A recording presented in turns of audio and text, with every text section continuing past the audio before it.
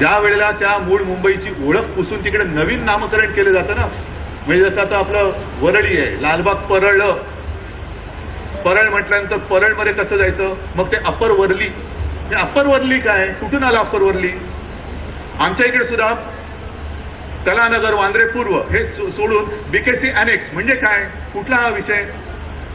बॉम्बेचं मुंबई करताना आपला किती त्रास झाला. केंद्रात आपलं सरकार आल्यानंतर आपण बॉम्बेचं मुंबई केलं, पण हे जे विकासक आहेत त्यांना ही जमीन मिळाल्यानंतर त्यांना असं वाटतं की सब भूमी गोपाल की आपण इकडे काही करू शकतो. नामकरण त्यांना करता येणार नाही. जे मुंबईचं नाव आहे ते मुंबईच्या तिथल्या विभागाचं नाव तसंच ठेवावं लागेल, आणि ते जर बदललं तर तमाम शिवसैनिक त्या बोर्डाला काळं फसतील.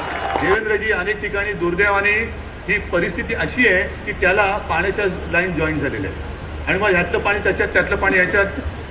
हे सगळं झाल्यानंतर जो माझा मुंबईकर आहे त्याच्या आरोग्याचा प्रश्न निर्माण होतो. हे तुम्ही करताना मला असं वाटतं प्रकाशभाई, त्याच्यात सुद्धा मलनिसरण ज्या वाहिन्या आहेत त्या सुद्धा नव्याने टाकल्या, पाण्याच्या वेगळ्या, पिण्याच्या पाण्याच्या वेगळ्या, मलनिसरणच्या वेगळ्या. तर मला असं वाटतं एक चांगलं सुंदर शहर आपण करू शकू, आणि नवे त्या दिशेने आपण पहिलं पाऊल टाकलेलं आहे. विमानतळाच्या परिसरात राहणारी जी लोक आहेत ना, ती काही घुसखोर नाही आहेत, ती व्यवस्थित इमारतीत राहत आहेत, वर्षानुवर्ष राहत आहेत. केवळ तो विमानतळ विकास करत असताना विमानतळाचा विकास झालेला आहे, आणि म्हणून मला असं वाटतं की जमीन जरी त्यांची असली तरी ही जमीन माझ्या महाराष्ट्र राज्याची आहे, तिच्यावरती अधिकार माझ्या महाराष्ट्र शासनाचा नव्हे, माझ्या मुंबई महापालिकेचा आहे.